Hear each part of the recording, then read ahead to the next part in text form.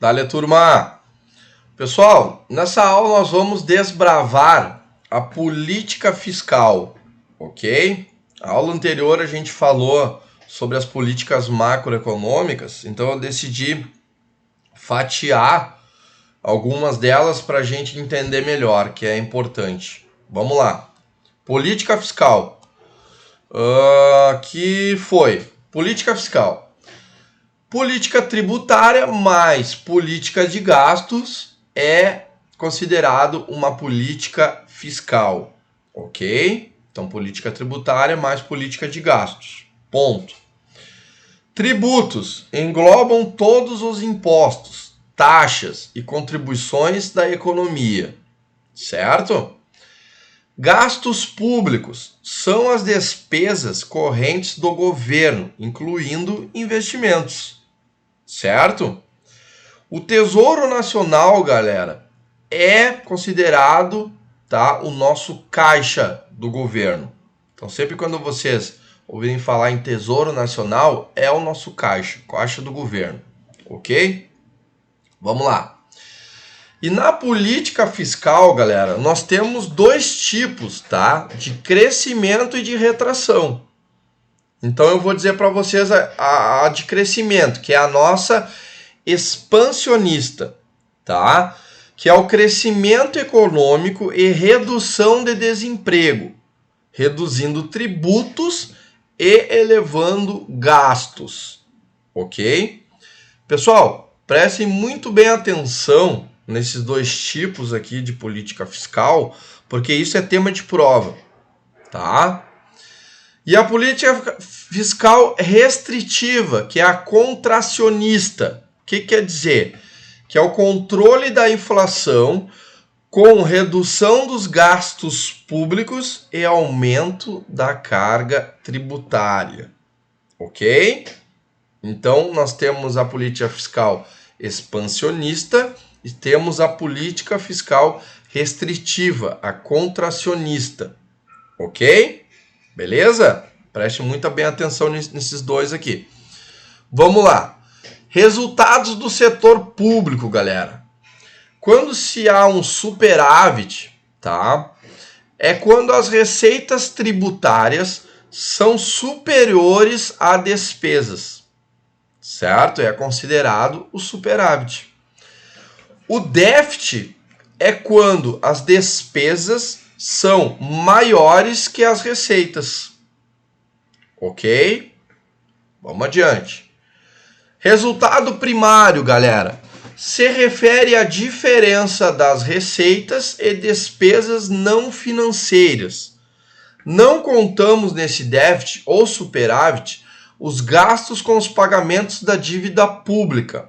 E o cálculo é feito subtraindo a arrecadação de tributos dos gastos correntes, certo? Esse é o nosso resultado primário, que é assim que mede o resultado, ok? Resultado nominal, galera, inclui todos os gastos do setor público, até mesmo os encargos com a dívida pública, ok? Quando o resultado nominal se trata de déficit, é chamado de necessidade de financiamento do setor público. Esse é feito pela emissão de títulos públicos. Então, quando se emite um título público, quer dizer que estamos financiando o setor público.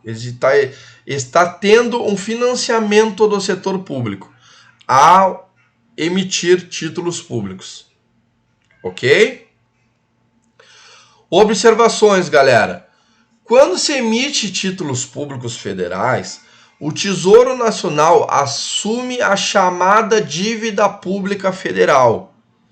A emissão desses títulos serve para financiar o déficit orçamentário do governo federal, incluindo o refinanciamento da própria dívida e as operações com finalidades específicas definidas pela lei. Beleza? A dívida pública, para ser comparada, ela deve ser analisada por um percentual do PIB. Conforme esse percentual, nós analisamos o risco de default em uma economia, ou seja, o risco de não honrar com o pagamento dos títulos públicos. Importante isso aqui, galera. É nesse caso que lá fora existe, por exemplo, um índice que a gente vai falar logo à frente, que rebaixa ou aumenta a nota do Brasil como se fosse um caloteiro, ou como se fosse um bom pagador. Entendeu? Mais à frente a gente vai ver isso. Certinho? Aqui, galera, diferença de dívida bruta ou líquida. A dívida bruta soma a dívida interna e externa. O Tesouro emite títulos públicos também para o exterior. Ok?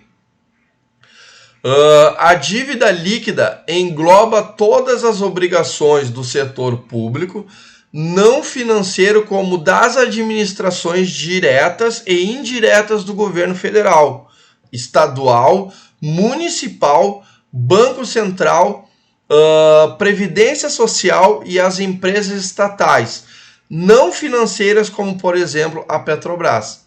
Ela também considera os ativos passivos do Banco Central como suas reservas internacionais e a base monetária, que são as moedas em circulação da nossa economia.